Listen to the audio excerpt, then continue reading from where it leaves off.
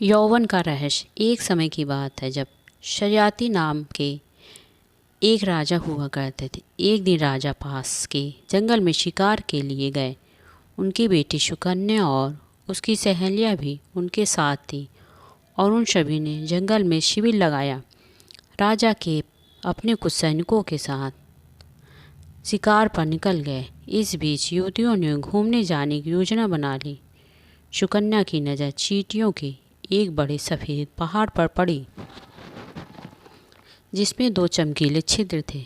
ऐसा अनोखा चींटियों का पहाड़ देखकर आश्चर्य में पड़ गई और उसने ज़मीन पर पड़ी एक छड़ी उठाकर दोनों छिद्रों में घोंप दी। तुरंत ही खोखली जगह से खून बाहर आने लगा। भयभीत होकर सुकन्या पलटी और अपनी सहेलियों के साथ वापस शिविर में लौट गई। चींटियों के उस पहाड़ के अंदर च्यवन नाम के ऋषि रहते थे। वह दशकों से समाधि लगाए हुए थे और सफ़ेद चींटियों ने उनके शरीर के चारों ओर अपना घर बना लिया था। चींटियों के घर में दो छिद्र थे जिनके सीधी में च्यवन ऋषि की दोनों आंखें थीं। राजकुमारी सुकन्या ने अनजाने में ही ऋषि की दोनों आंखों को खोद दिया था, जिससे तत्काल उनकी आंखों की रोशनी चली गई। च्यवन भयंकर रूप से क्रोधित हुए। अपनी शक्तियों का प्रयोग करते उन्होंने श्राप दे दिया और यह सुनिश्चित किया कि उनके कष्ट के लिए दोषी राजा की पूरी सेना मलमूत्र त्यागने में असमर्थ हो जाए।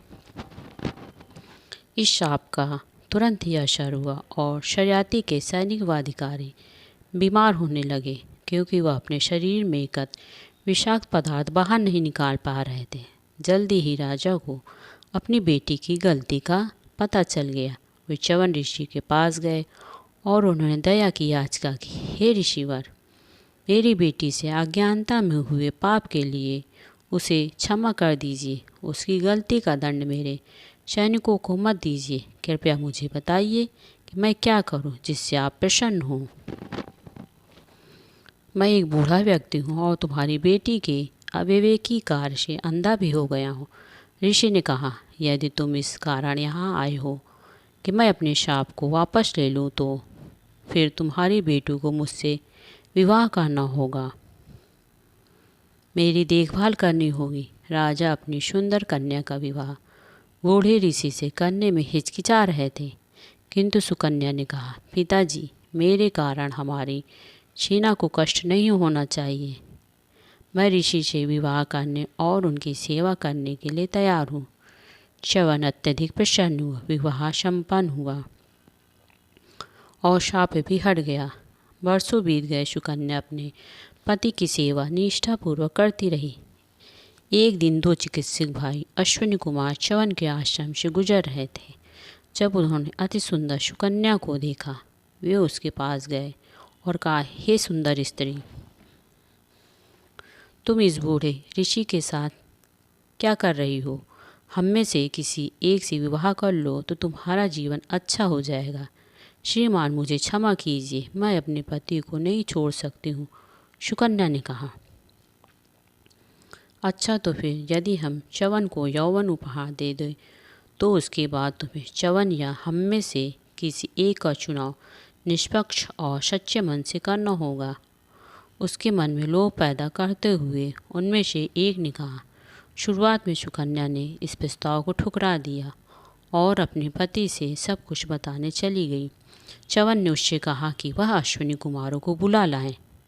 जब वे दोनों आए तो ऋषि ने उनसे कहा, मैं आपका प्रस्ताव स्वीकार करता हूँ, मुझे यौवन दे दीजिए। अश्विनी कुमारों ने 3 प्रकार से ऋषि का उपचार किया। पहले ऋषि ने विशेष जड़ी बूटी वाले एक सरोवर में स्नान किया। फिर कायाकल्प नाम का एक औषधीय लेप उनके शरीर पर लगाया गया और अंत में उन्हें जड़ी बूटियों से बना मिश्रण खाने को कहा गया।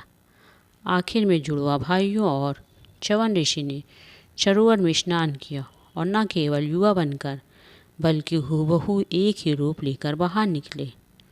सुकन्या ने प्रार्थना की और अपने पति को सही सही पहचान लिया। च्यवन ऋषि अत्यंत प्रसन्न हुए और उन्होंने जुड़वा चिकित्सक को वचन दिया कि जब भी वह यज्ञ करेंगे तो उसका एक हिस्सा उन्हें चढ़ावे के रूप में मिलेगा। ऋषि च्यवन जड़ी बूटी की जिस मिश्रण को ग्रहण किया था उसने उन्हें एक युवा के रूप में बदल दिया और उसी से ही च्यवनप्राश शब्द बना, जो जड़ी बूटियों, मसालों, जैम और तेलों का मिश्रण होता है, जिसे आज भी हम कई लोग खाते हैं। Thanks for watching. दोस्तों, आपको यह कहानी पसंद आए तो आप इसे प्लीज़ लाइक करिए, शेयर करिए और सब्सक्राइब करिए। Thank you.